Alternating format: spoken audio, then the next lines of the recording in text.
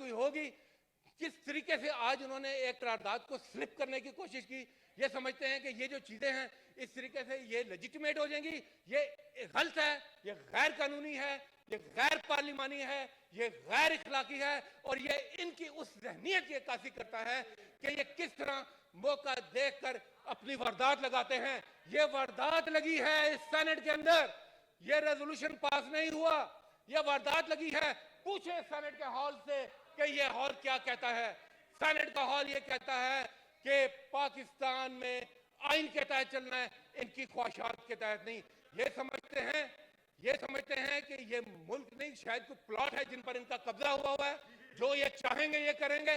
ये 22 करोड़ अवाम का मुल्क है, इसमें आइन के तहत चलना है, अवामी ख्वाहिशात के तहत चलना है।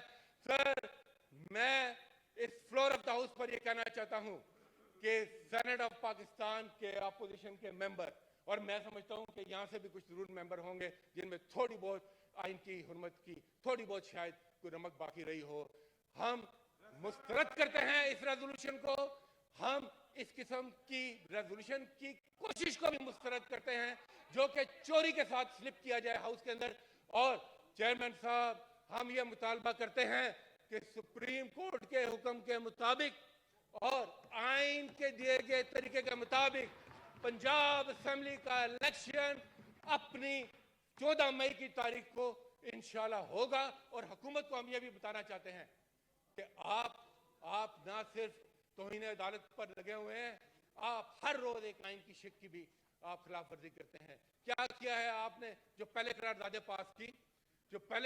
पास की उसमें भी इन्होंने आर्टिकल 68 की धज्जियां उखेड़ी जो कहती हैं, चुप करो यार, एक मिनट बात करने दो। प्लीज ये सर, ये है आप बात करें प्लीज। सर, मैं बात कर रहा हूं, लेकिन सर मैं इसलिए ये कह रहा हूं कि ये जो आज हरकत, सर ये बिल तो बुलडोज करते रहते हैं। अभी जेफेक बिल निकालेंगे, और कहेंगे लो जी आए, लगता है तकलीफ में है। ये आए भी सर करते हैं जैसे तकलीफ में होते हैं। सर ये कोई ना कानून, सर इन्होंने किसी अदारे को इस वक्त किसी काबिल नहीं छोड़ा और पार्लियामेंट का तो इन्होंने बेड़ा गर्क करके रख दिया है। अदलिया पर हमला किया, अदलिया की ईंट से ईंट इन्होंने बजा दी है। अब ये पार्लियामेंट की ईंट से ईंट बजा रहे हैं, उस अधूरी असेंबली से जो जिस तरीके से वो करारदादे पास कर रहे हैं। आज जिस भोंडे तरीके से एक इन्होंने चोरी छुपे करारदाद स्लिप इन की, टोकन वॉकआउट सर एक जमहूरी तरीका होता है। जब इन्होंने अवाम के आटे के ऊपर डाका डाला तो हमने उस पर एहतजाज किया और हम टोकन वॉकआउट के लिए गए। हम गए और किसी के बुलाने के बगैर हम गए, वापस आए। इस दौरान में इन्होंने हार्डली चंद सेकंड के अंदर कहा जी और ये रेजोल्यूशन भी पास हो गया। सर ये तरीका है पार्लियामेंट चलाने का, ये तरीका है सेनेट का, ये है वकार इस सेनेट का, ये वकार है इस हाउस का, ये वकार है इन मेंबरान का कि आप उनकी पीठ पे छुरा घूमते हैं।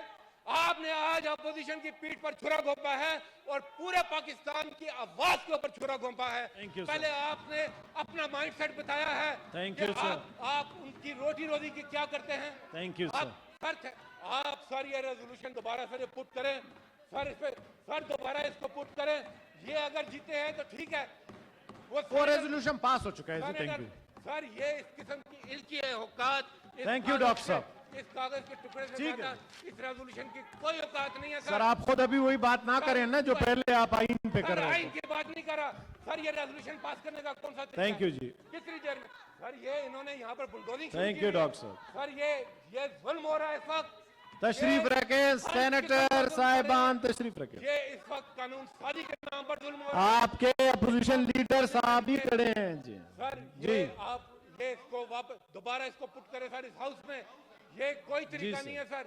अगर इनमें इतनी इखलाकी जुर्रत है, अगर ये फेस कर सकते हैं अपोजिशन को, अगर ये फेस कर सकते हैं पाकिस्तान के अवाम